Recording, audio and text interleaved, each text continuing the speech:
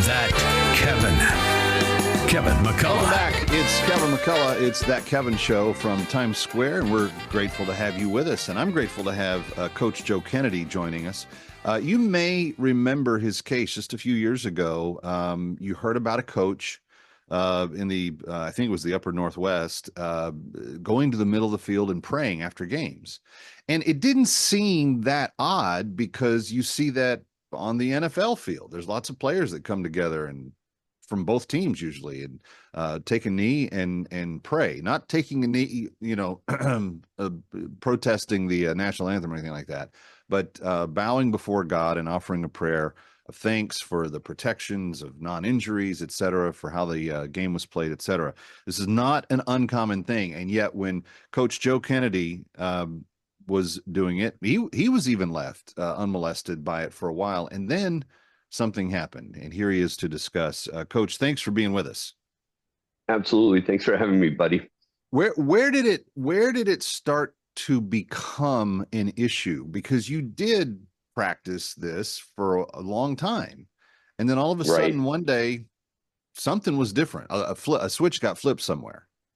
Yeah. So what we did is we were doing this for 8 years. We were in our 8th season, and another administrator saw us coming together after a really tough game, but saw both sides come together in this moment of prayer. And he thought it was so awesome. He called our principal. Now, the principal, being, the guy he is, of course, starts an investigation, which led down the road to the lawyers who are adverse to any kind of risk whatsoever.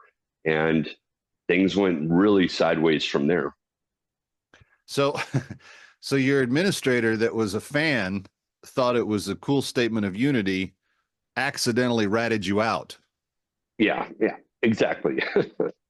And then the lawyers were all too eager to take it from there. What was the community's response like? Was there objections? Were there atheists? Were there people that were viscerally offended that some people got together in the middle of the football field to thank God for a safe game?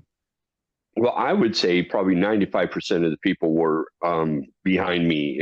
It was pro Kennedy, everything, pro prayer. It was amazing to see the support that we had. But of course, we have that 1 or 2% that the local atheist group, even the local Satanist group showed up in their goat horns and full black robes to protest.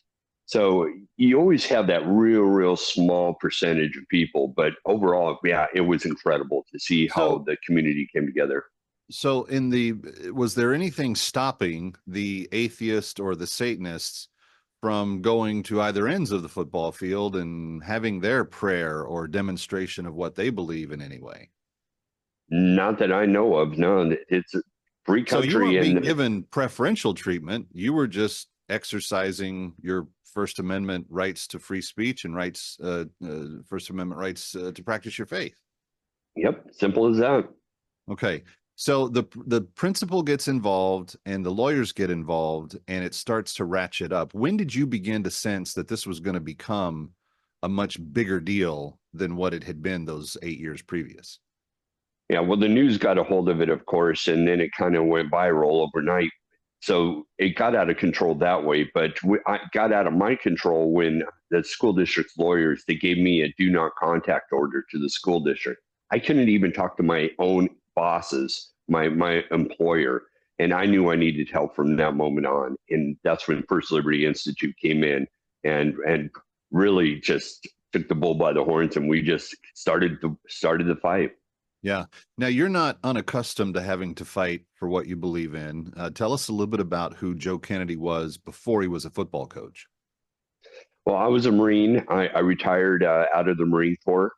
So I got to do, the stint in the desert like just about every other Marine. And before that, I was in and out of group homes, foster homes, boys' homes for fighting, and kicked out of every school I've ever been to.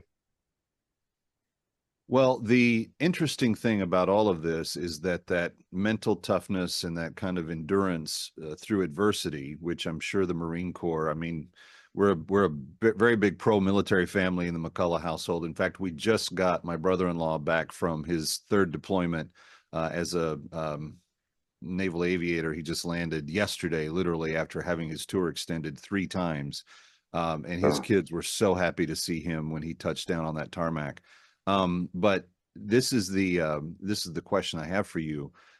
Were there moments in the legal fight where you did ask the question, Lord, am I going to make it? Is this going to even work out?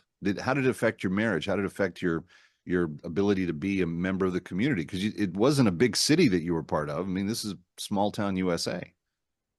Right. It was the toughest thing, and I had to talk with God just about every day about it. Am I doing what's right? And I was weak in the flesh. I wanted to quit. Only thing I wanted was to coach football. I didn't want a big fight like this. It was just absolutely crazy. But that red-blooded American in me just, I couldn't let it go, where somebody had to choose between their faith and their job. That just rubbed me the wrong way, and I knew it was the right thing to do, and I could set the perfect example for all my players of what it looks like to lead.